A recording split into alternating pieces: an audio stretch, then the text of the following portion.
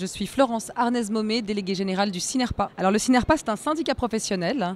C'est donc un syndicat professionnel qui regroupe des maisons de retraite privées, des services d'aide à domicile et des résidences services seniors. Donc qui est sur l'ensemble du parcours de la personne âgée et qui fédère des établissements qui représente les établissements et les services auprès des pouvoirs publics, auprès des élus, auprès des journalistes et auprès de toute personne qui a des questions sur notre métier. On distingue en général les types d'établissements en fonction de l'autonomie de la personne. On a d'abord tout ce qui se trouve à domicile quand même, d'abord. Je pense qu'il faut commencer par le commencement. On a d'abord toute l'aide à domicile. Donc quand la personne commence à avoir des premiers signes de fragilité, elle peut être d'abord et avant tout aidée à domicile. Et on sait bien que primo 80% des personnes restent à domicile jusqu'à la fin de leur jour. Et les personnes ont envie également de rester à domicile le plus longtemps possible. Donc déjà, la France fait un gros travail actuellement de restructuration de son aide à domicile. En termes d'établissement, nous avons également des résidences services seniors. Là encore, ce sont pour des personnes autonomes qui ne montrent pas de signes sévères de perte d'autonomie. Et donc, il y en a très peu en France pour l'instant, mais c'est un secteur qui va avoir tendance à se développer. Les résidences services seniors qui donc accueillent des personnes vieillissantes, fragiles, mais encore autonomes. Et ce sont donc des résidences avec des logements et des services proposés par la résidence. Et enfin, l'EHPAD, là c'est la vraie maison de retraite médicalisée qui accueille des personnes en sévère perte d'autonomie. Et donc là, beaucoup de pathologies type Alzheimer qui sont accueillies, beaucoup de personnes très vieillissantes, puisque l'âge moyen en EHPAD et donc en maison de retraite médicalisée est d'environ 97 ans aujourd'hui. La grille Agir, en fait, c'est une grille de questions que les médecins conseils du conseil général, du conseil départemental posent à la personne âgée pour savoir quel est son degré d'autonomie.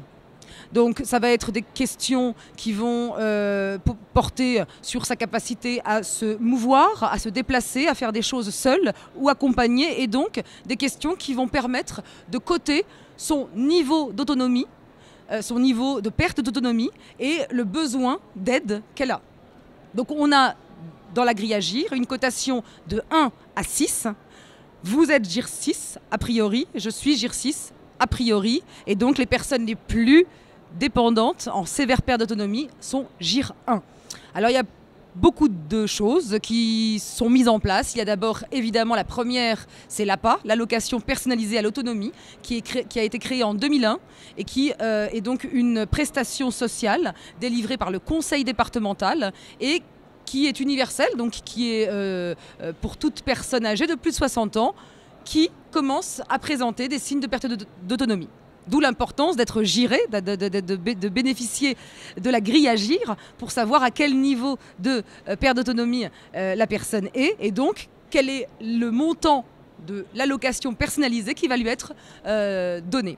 Ça, c'est la première aide la plus importante. Et puis après, on a évidemment toutes les aides à l'hébergement qui sont également délivrées par le conseil départemental. Et ce sont des aides sociales à l'hébergement qui sont très répandues en France aujourd'hui. Tout sur un site internet que le ministère des personnes âgées vient de faire paraître au mois de mai dernier.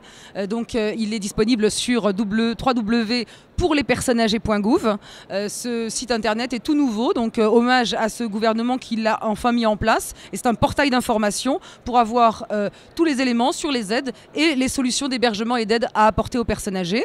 Et puis évidemment, l'entité centrale qui s'occupe de ces questions-là au niveau local, c'est le département, donc c'est le conseil départemental qui gère toutes ces questions liées à la perte d'autonomie et à la personne âgée. Il y a aussi la CNAV, la Caisse nationale d'assurance vieillesse, qui délivre également des aides pour les personnes en perte d'autonomie.